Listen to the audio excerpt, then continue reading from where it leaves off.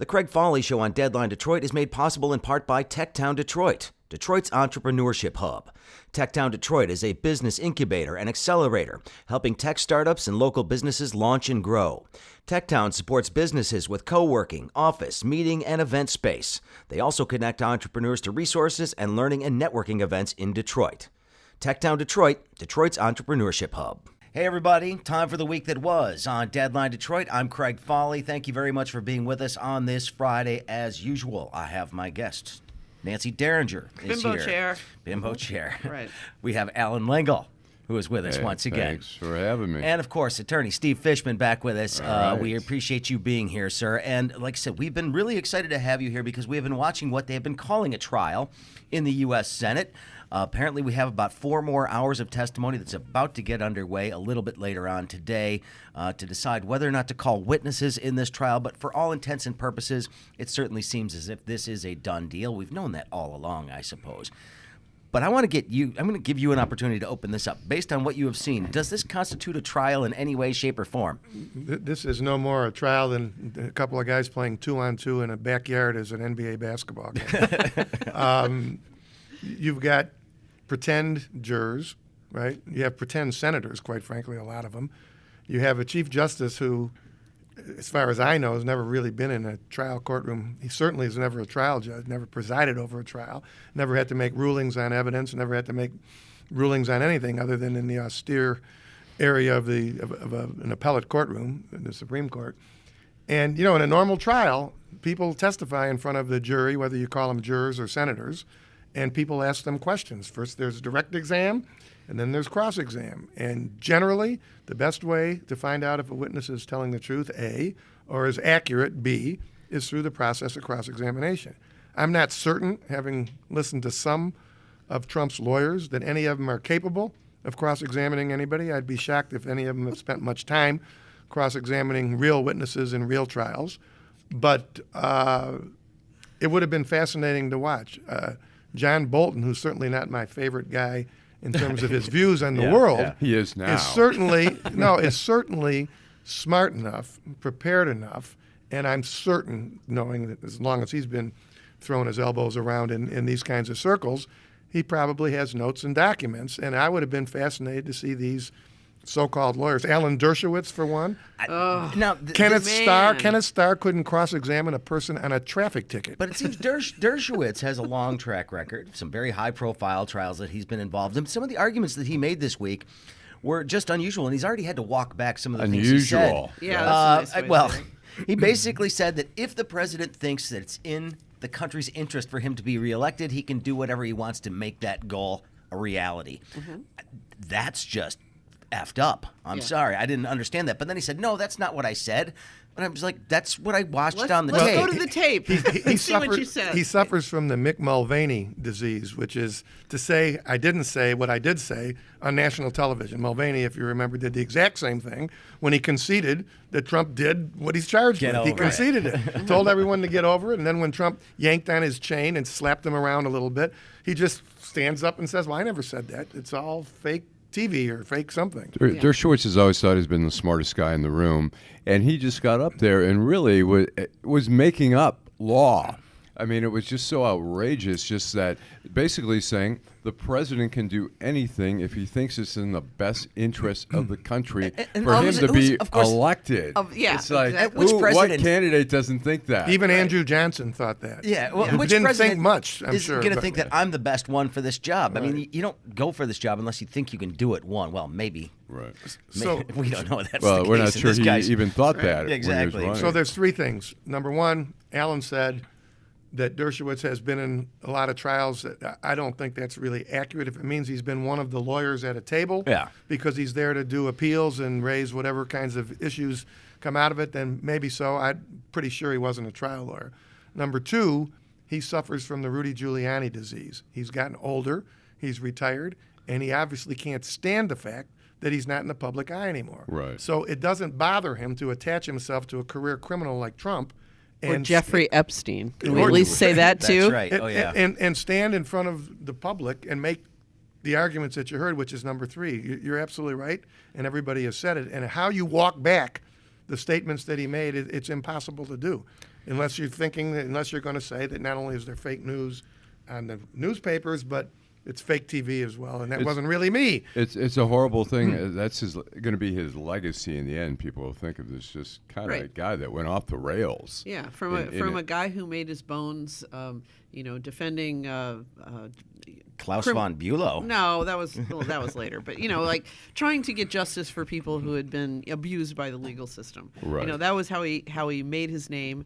Right. And then it was Klaus von Bülow, and then it was Jeffrey Epstein, and now it's Donald Trump. And again, it's that Rick Wilson line that he keeps: everything Trump touches dies, and that's apparently what he's going to do. Well, it didn't matter who they put up because the senators had made up their mind before this thing even started as to what they were going to do. Lamar Alexander last night basically saying, yep, what the president did is inappropriate. It's not impeachable. Therefore, I'm not going to vote to convict. Not going to vote for witnesses, which puts us probably at a 50-50 vote. Roberts could, I suppose, interject himself in there if he wanted to, but I don't think he will.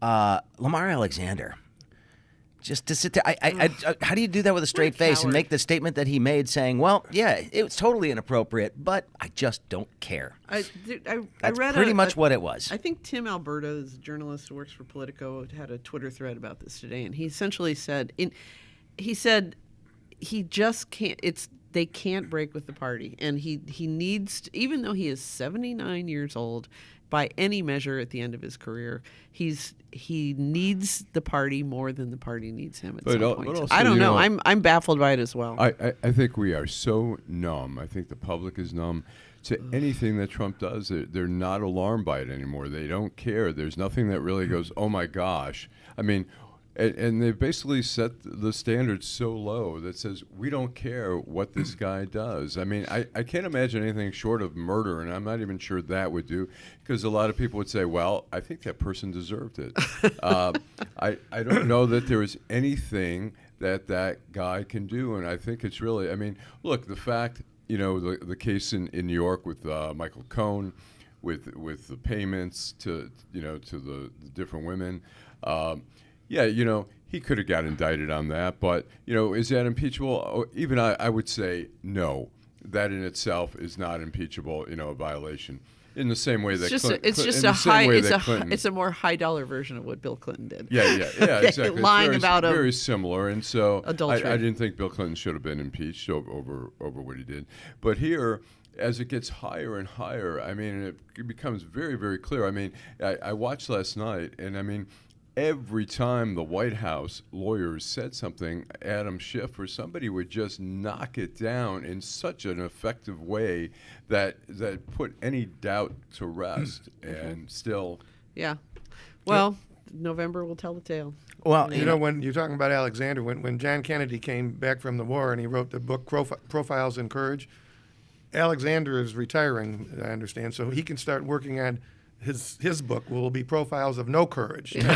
And he'll be Exhibit A. He can write about how he, after serving as, I think, governor, serving as senator, running for president, walking around pretending to be a moderate who respected the Constitution, respected things that the Republican Party no longer respects, didn't have the chutzpah or the batesum, you know what batesum means in Yiddish, the balls, to stand up and just say, let's hear from witnesses. Just on the off chance we hear something that maybe we already know, but it'll come right out of someone's mouth who has their hand in the air and is under oath and is subjected to cross-examination.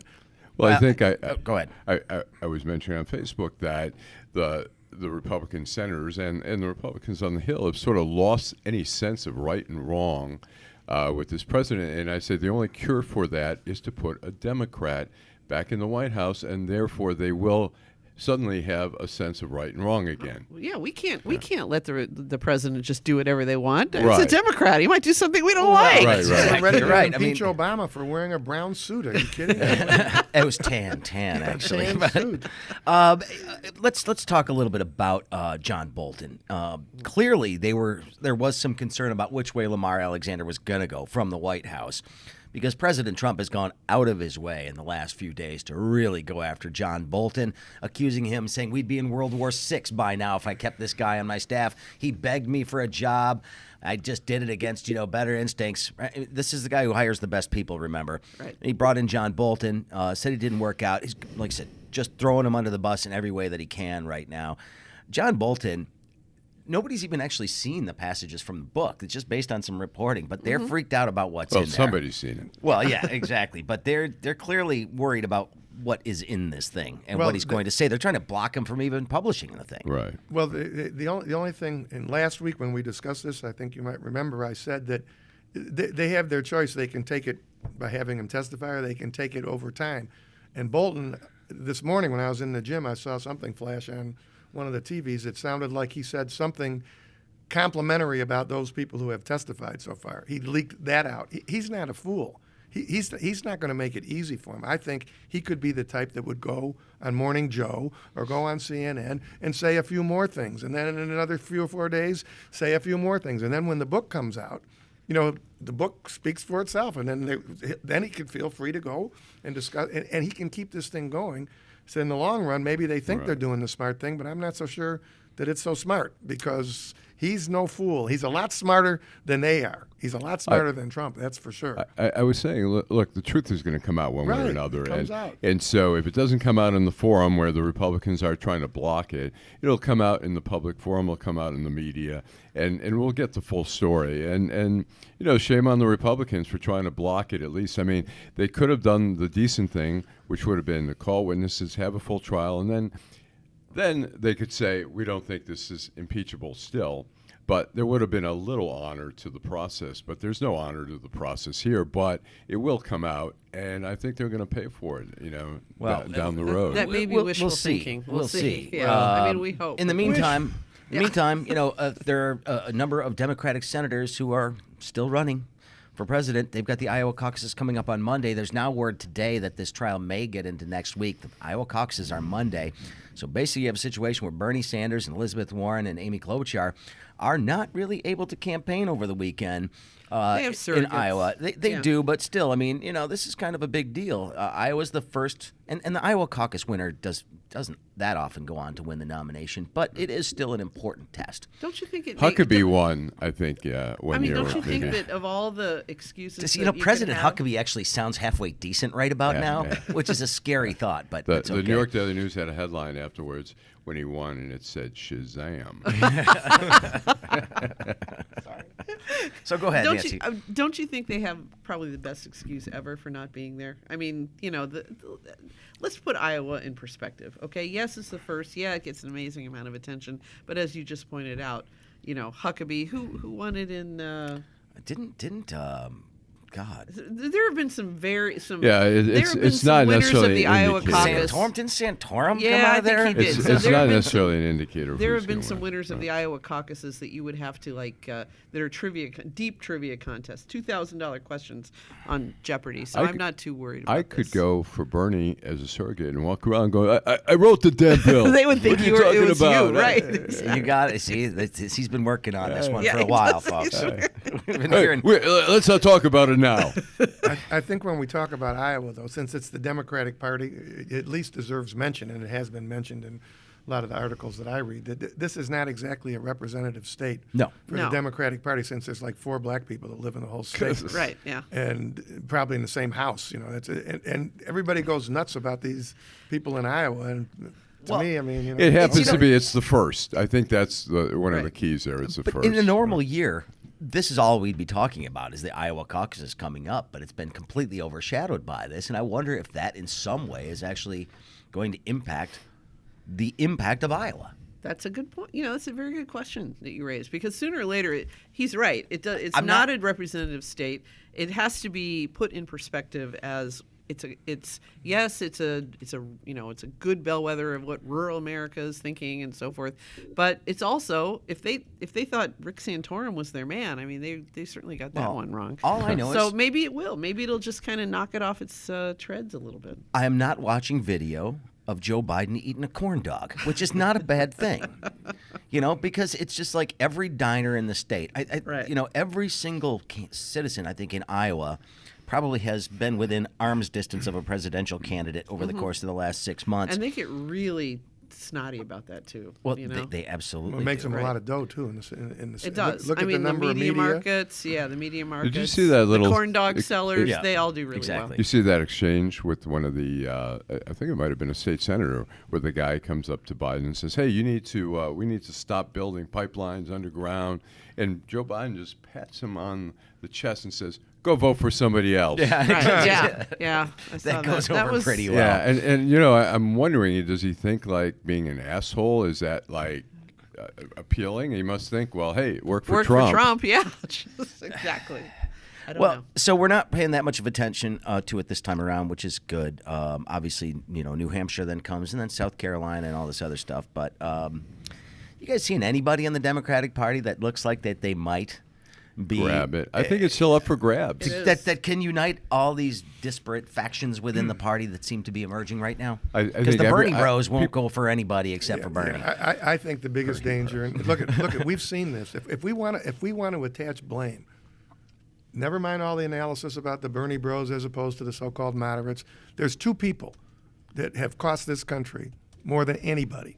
One was Ralph Nader in 2000, and the other was Jill Stein in 2016. Right. If Ralph Nader had not run, do you seriously think it would have been a close contest? There's no way it would have been a close contest. And Jill Stein siphoned off enough votes to allow this guy to win. The problem with us and the Bernie brothers, I suppose, are a good example of it. Sometimes you have to decide who's worse. Who do you really not want? And if you're so pure as Nader was, and so I had friends who voted for the guy because they're so pure that they are not going to vote for anybody that doesn't say what they say on 100% of the issues. And that is crazy. And that's, I think, the danger again this year. When you start reading this, remember they had a big article in the Times about the Bernie brother. And they were quoting a couple of people, educated people, smart people. That's it. If they have Biden, Klobuchar, anybody other than Bernie, I'm outta here. I'm staying home. Yeah, right. Staying home Yeah. to allow a career criminal to remain as president. Think about that. It is. It's funny, appalling. and I remember in 2000, people. I suspect a lot of those people are actually named Boris and Natasha. but, Or Lev. In, Lev, right. 2000, I remember people saying, "I'm going to vote for Ralph Nader. There's no difference between Bush and Gore." And then afterwards, they're like, "Oh my gosh!" Yeah, until the Iraq War. And then this time, with Trump and Hillary, I hate Hillary. I'm Right. going to vote for. She's Trump. so entitled. Her nose yes, is in the I air. hate or I'm not. I'm going to vote for Jill Stein, and there's no difference between Hillary and Trump. And now they're like, "Oh my God, this I is know. horrific." Well, Yeah, I tough, think it's you know? difficult for Democrats to hold their nose and vote. I mean, nobody could dislike the Clintons more than me. I guarantee you. More so him than her, but both of them. And did it ever cross my mind, I'm going to stay home, I'm going to vote for Jill, so this asshole can become president? Are you kidding me? This is the United States of America. Well, it's when Obama said that he's not qualified for president. I thought, okay, that's just sort of campaign rhetoric and stuff like that. But there were some other people who really said this guy is dangerous. He's not There were qualified. many people. Wait, who every said one that. of the Republicans who now kisses his ass said it. Lindsey Graham. Lindsey read his Graham, thing. yeah, that's- Ted Cruz. Lindsey Yeah. Graham, These that are more man is ballless guys. Even Mitt Romney. They Mittens. went Right, called him a crawling to fraud and a when he thought huckster when he and- thought he could become Secretary of that State. was the craziest thing. That picture. Did you ever remember that picture of him that was taken when they were having dinner? The stakes at the Trump Tower. I forget what Yeah. it was, but there was something about the way the look on Trump's face. He was kind of knew. looking up, Yeah. and there was the light was hitting it, and it had kind of a red cast. He always looks a little bit orange, and it was somebody posted on Twitter and said, "The moment when the devil actually gets your soul." And I was like, That's exactly right. And you know what that is? I hate to beat the same dead horse I always beat. Mitt Romney's Exhibit A for a guy who's, I'm sure, pretty pure in his own personal life, etc. Right. He has no experience with career criminals, with the criminal mind. And Fishman for president. I'm telling you, Yes. he went to dinner. That guy knew the minute he accepted that invitation, he's coming to dinner. Oh, I'm going to fuck this guy. Yeah. Oh, man. I'm going to make such an asshole out of him. And that's exactly what happened. And the Yeah. reason is He because made him Mitt do the needs- perp walk. Instead of going to Cranbrook, he should have gone to Mumford. If he'd have gone to Mumford, he'd have known damn well who this guy is. Right, and he right. wouldn't come close enough other than to punch him in the face. That's his problem. He was at Cranbrook. Fishman's All friend right, is all right. right, all right. We need to give him the whole podcast and just let him talk. You know, just lob him softballs and let him. Well, we did have some other things that took place this week that I want to get to. One of them was the annual State of the State address, and mercifully, it was 35 minutes or so this year. That was which great is about as restraint. much time as it needed, given that there's not a whole lot of things that happened last year that she can point to and say we worked together and fixed all this stuff. Right.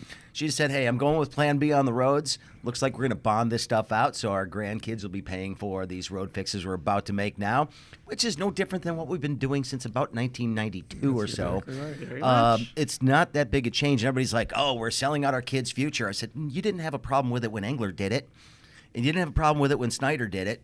You have a problem with it now."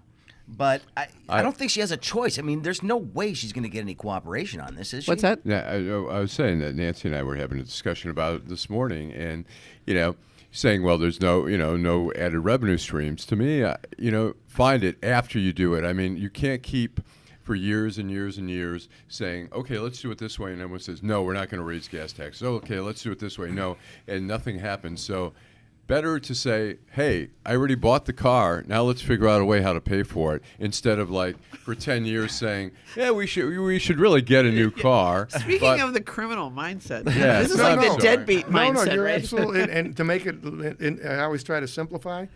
Basically, I don't know about everybody else, but I'm kind of tired of driving down on the way to the gym and having to switch lanes constantly because Right. otherwise you're going to leave your axle in the middle of it. Yes. So yeah, I agree with you. It's If dangerous. you can't get It's- cooperation, then you got to do it the same way. and hope there's nothing some changes. things. It's not like hey, I need that 400 whatever Rolls Royce or whatever. I need to buy that. It's like, I need a car to get to work, so I'm going to buy a car and figure out how to pay for it.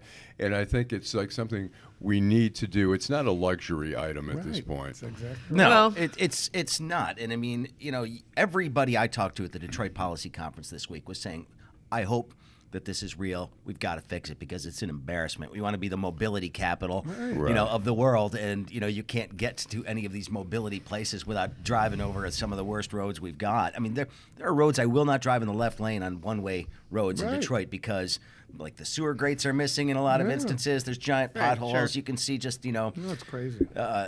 you can just see like chunks of transmission sticking out of the ground in some places. It's ridiculous. But if you don't have a revenue stream to pay off the bonds, we are kicking the can down the road. Well, I'm that's- sorry.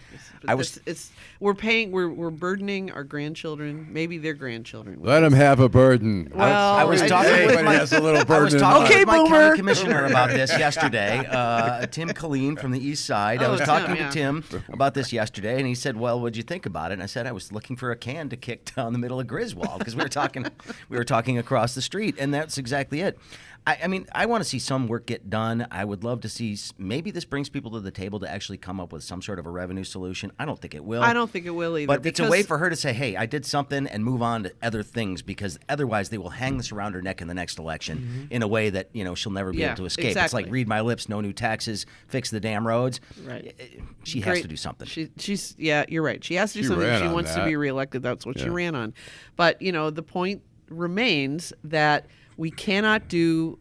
If we need $2 billion a year, that money is not in the budget. You cannot find $2 billion a year in the state budget. And don't say it's $59 billion. Surely there's $2 billion. You know what, it's in like there. this, though. Sometimes it's more you- like $10 billion. Sometimes you're going to have to put something on your credit card, and it's going to be more than you want. Okay, that's but fine. you have to have it. Okay. You need it. But what And happens so- is all these people that are voting to put it on the credit card are going to be out of office in 6 or maybe 12 years, and that's it. well, So and the thing is, then we're stuck with. Well, "Oh, then you want we're to pay stuck the with good credit roads. card." Then we're stuck with good roads. But we're not stuck with good roads. They fall apart immediately. They start well, and falling they apart keep building immediately. new stuff, which means that we Oh, need that's- more money. I don't mean, that's the even other thing too. start Let's on keep that. building. But no, it was interesting. Never I was, seen the bimbo queen get so upset about something. I was looking suppose at some- you have no credit card debt, obviously. You're like me. I don't have credit card debt. I should be taking your point. But I was looking at polling data. The Detroit Regional Chamber put out a poll last week that showed how people feel about this stuff. And a big majority of people that they polled thought that the state had enough money to do this. Yes. Just Yeah, like, they do. I mean, it's No, like, they so the do. misinformation campaign around what the budget actually is in the state, agree. it's been going on for, I don't know, what, 30, 40 years? Yes. You know, that if we just fix government and cut out waste and corruption, then we can pay for all our crap. Guess what? We can't. We've seen it with schools. Our performance is going way down. We've seen it with roads. Our performance is going way down. You've cut teacher salaries. You've cut pensions. You've done all this kind of stuff. You have starved the beast. And guess what? The beast is pissed off. It's The hungry. beast is hungry. And it's time to actually talk about this stuff in a rational way because we are not. We have not. Well, People this just is- want to bury their heads in the I sand wanna and make pretend that this- we've got enough, taxed enough already. But our taxable burden in Michigan is a lot lower than it was 30 years ago. The percentage of your paycheck going to taxes is way lower than it used to be. Right. And it's showing in our performance. We are becoming Mississippi. Yeah. If we want to keep going down that road, great. Keep doing it Go the same for way. it. Right. Well, and I don't want to make this too political at this point, but this is the legacy of Ronald Reagan and never raise taxes. We can always get by with less. It's like, when was the last time, could you still get by on what you were earning, 40 years ago or something? I mean, we just can't do that. At some point, we have to say things cost money. 40 years and we ago, I need wasn't the even money. born yet. Well, and don't forget, Michigan, of course, did pass an increase in the minimum wage, but thank you, Lansing. They stiffed the workers until 2020 to actually get up to that $12 an hour. I mean, I'm sorry, we need, or 2030, excuse me, Yeah. 10 more years, another decade for it to go from 925 to 12. Yeah, I'm which is sorry. insane. That's just ridiculous. So is. that's something that the legislature did while you were not paying attention. That's why Lansing matters. But they didn't want to raise taxes. Nancy's the only one that wore a scarf today, Oh. which can substitute as a mask if we need it for coronavirus. Anybody else a little bit shocked at what's going on in China and their response to it? I have this sneaking suspicion that they're not telling us the full story The about what's response? happening. What? I know I'd be shocked to hear that. That's right. Yeah. So we now have a human-to-human transmission in Chicago. Very close. And I don't spend a lot of time worrying about these things. I didn't freak out when the bird flu was going around. And But when anything they that- say human-to-human transmission, what does that mean? Well, that's mean, were what they they're still sho- trying to figure it out. Is it just breathing contamination, or Right. they swap and spit or something? We don't know. This started. It's a what? Because if it bat was virus? I mean, well, if it was like something that found its way into a snake. Yeah, They it were was kin- it was one of these animal to human transmissions is where this virus was born. But then the question was, well, can people get it from each other? Do they have to be in the the seafood market in Wuhan or wherever? And it turns out you can. You can. But this is gonna put a little dent in the economy. I mean, a bunch of I'll flights. So say. basically, American and Delta have said all state- flights to mainland China are halted The for State now. Department last night said that Americans should no longer travel there until this is taken care of. A friend of mine, her son was over there visiting a girlfriend. He coughed in public, and I believe he was evicted from his hotel. And they told him, go to the airport and get the hell out of here, because Wow. he coughed. They heard him Wow. coughing. I mean, they're serious about this. Well, This enormous city is like, everybody's inside with their masks on. Well, the Chinese government is quite offended at the U.S. response because they said the U.S. should stop making unfriendly comments about us and how we're handling this. They didn't even Do want they the- know who our president is? They didn't even want the Houston general manager to say anything about Hong Kong. You think they're a little sensitive these days? Yeah, exactly. I mean, since it's a dictatorship, you'd think they'd be less sensitive. I mean, You would think. You would think. Authoritarian state, Yeah. please.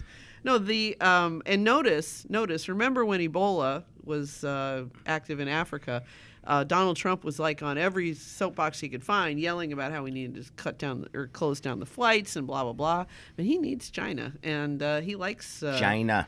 China, and he likes Xi Jinping, and very crickets on this particular topic. So there you go. All right, we've only got a couple of minutes left, and I have, we've heard a lot of discussions about who's the biggest asshole this week. I think I found him. We're now going for that E rating on this podcast. There's a guy out in San Diego who was at a store. His wife was in an SUV, big black SUV, parked in a handicap spot. It was a disabled parking spot, and there was a guy in a wheelchair. He's paralyzed from the chest down that knocked on the window of the thing and said, "Excuse me, would you mind moving your car? That's for people like me so they can get into the store." She apparently freaks out, calls her boyfriend who's inside the store. I think it's a Target. And so this guy's sitting in Target at the customer service line waiting to do something. This guy comes in and confronts the guy in the wheelchair for, quote-unquote, scaring his girlfriend. Scaring her. He then tries to grab the wheelchair and push the guy back out to the parking lot to apologize to his girlfriend.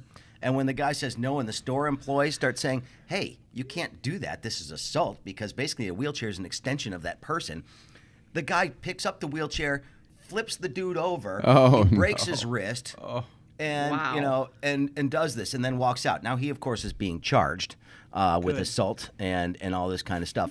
But I'm thinking to myself, Roid rage. That sounds like well, roid rage. first you of all, know, or something. parking in that spot makes you a jackass enough, thinking you're that important that the rules don't apply to me. But then confronting the guy, this is a What different is the story. drinking part? This Man is a- in wheelchairs. Oh, okay. This is a Sorry. different story. Okay, sorry. I was looking to pull up the one. It's aggregating wheelchair stories there. So. But yeah, they have the surveillance footage of the guy flipping him over. He clearly is frustrated, so he just lifts up the chair and just sort of flings it, and the guy flies out and breaks his wrist. So Huh. What's this guy's name? The it was bad in guy? Pleasant Hill, America, California. what a great country. I know. Does this happen anywhere else? But I'm thinking to myself, yeah, for all the bad things happening in the world, this is one that just stands out for just being really a does. pure moment. Like there's nothing about this guy that is Congratulations. redeemable. Somebody Yeah. who's willing to do this is just a bad. You know what I Found the do? bottom of the barrel, and I see a bright future for him in the Trump administration. I wonder how all this, the Trump administration, the impeachment, the divisiveness in this country, how that plays out in the people's psyches and how they, if people are more on edge or if it's just I think people being assholes. That's an interesting observation, and I think it's true. I think people are more on edge. I feel like I'm more on edge. I think you were using words that guy never could translate. Divisiveness, impeachment. That guy's speaking in monosyllables. Right. I'm I waiting can for tell the fall for the canvassers, the political canvassers to start, and I'm waiting to open the door and have somebody try to tell me the good news about Donald Trump. I'm just waiting for that, and I mean that puts me on edge. So by the way, the name of the accused in this case, his Yeah. name is Jimmy Tiger. Wow. Jimmy Tiger, 32-year-old, goes Well- after a 50-something in a wheelchair. Tough guy, Yeah. Jimmy Tiger. He'll be I mean, I guarantee you can kick my butt too. It doesn't mean that But, I wouldn't call think you an ass to the your mantra face. of a kid growing up his whole life and people going, "Hey, Tiger." No, you know what that sounds like? That sounds like he changed his name in the hopes of having a career in the World Wrestling Federation or mixed martial arts, maybe. or porn films. Or pornography, exactly. That's Jimmy it's a very Tiger. porn Pretty movie. soon he'll be known as inmate 165427. So Yeah, it really well. won't matter what his name is. Yeah, so basically he's been charged with arrest warrant for attempted kidnapping because he tried to move him in the wheelchair to take him outside. Well, hey, got to applaud the prosecutor for creative prosecution there. But also assault by means likely to produce great bodily injury and a special allegation of great bodily injury because he did break his wrist. That's a 10-year felony here. Is Assault it? with intent to do great bodily harm, which is basically Same. in Michigan's a 10-year max. So He's not if- going to get 10 years, but you can. Yeah. If you've got a name consider like that. Jimmy Tiger, I have a feeling that somebody's going to be challenging him in jail. Can you He see, should get a year can or you two at see least him in for the, that. in the mess hall in prison. What are you telling in here like, for? What are you Yeah. in here for? It's I like turned over an old guy in a wheelchair Right. because he was 'Cause he bitching because dis- my girlfriend He parked better- in his spot. disrespected He my better be girlfriend. isolated with the child molesters Yeah. because Yeah. he's By the way, not gonna she's be got high a on new the boyfriend list. now. All right, so real quick, predictions for the Super Bowl. Anybody? I'm sticking with mine from last week. I think You like San Francisco? Yeah, and I think we'll know by the end of the first quarter or so, seeing if they can run the ball. If they I run s- the ball, I like San Francisco. I say San Francisco's a better team, but I think KC is going to pull an upset. That Mahomes magic. I have this weird feeling he's going to pull something out and just do something amazing that He's just a great player, no doubt. he certainly is. We'll see that. It's good to be able to root for a football team that you think might actually win. One of the teams will win. This is my prediction. There you go, One of the Nance. teams There you will go. win, and no one will beat the Peregrine or the falconry Bud Light ad from like 15 years ago. There's Okay. also Well, that's going one to of be my a Donald. favorites. There's going to be some Donald Trump ads. And They've announced. and Bloomberg too. Oh yeah, 10 Bloomberg. million each. I have this weird feeling. Speaking of predictions, Iowa caucuses are Monday. I think the winner of the Iowa caucuses might just be Mike Bloomberg. I have a Really? feeling. Yeah, he's not going to win the caucuses, but he's going to come out of there where there's going to be such a split. He's going to come in there and just start spending money and shoving it down there. People are going to start looking at him. It's up for grabs. I don't know if he's going to win, and I don't think. I thought Bernie was kind of cruising. Yeah, No? Bernie. You don't Well, think so? Bernie's been ahead in the polls, I think. Yeah, I know, Yeah. I know, see. but I The still think polls it's don't mean nobody's going to have a plurality. They need to actually Right. say, "Look, and I'm the only person in this race." I think it's thought going we to be were talking split enough. football. How did we get back to Iowa? We're making predictions. Well, we made our predictions, Okay. you know, and so Right. so we'll see. But what's the vote going to be on acquittal? The acquittal, I think it's going to be straight, unless Unless Manchin. Unless Manchin goes the Manchin, other but way. I mean, it'll be 53-47 or 54. Yeah, whichever Democrats freaked out about losing their seat. 54-46. Manchin Right. seems to me to be the only one that. Yeah, he's the weak link in there, but Yeah, I don't see anybody else. I mean, I don't think there's going to be one person. I mean, it would be so nice if Mitt Romney, I mean, they were talking about Mitt Romney trying to take over more influence in the party itself, but the guy's, the guy's pretty wishy-washy. I mean, will one day Susan he's Collins superhero, one day furrow he's... her brow and be very concerned. Well, she says she may be the only person voting, and they were saying, well, maybe Mitch McConnell will give them a pass and say, okay, go ahead. We're not going to call witnesses anyways. All right. We got to wrap it up. We're running over here. Thanks, everybody, for being here. Alan, we appreciate it as always. you. Nancy, thank you. Always Steve, fun. we appreciate it. Thanks to Michael Lucido for his help in Yeah, engineering Michael the Lucido. broadcast. Thanks to Samaritas and Techtown for their And support for Fishman this program. carrying the show this time. Well, that's the whole point. Why do you think we bring him in here? That's Come why on now. He's great. But anyway, big weekend. Enjoy the Super Bowl this weekend. There's a lot going on, so we'll have plenty to talk about next week as well. We'll be back about the same time next week, 11:30-ish. Ish is when we usually start this.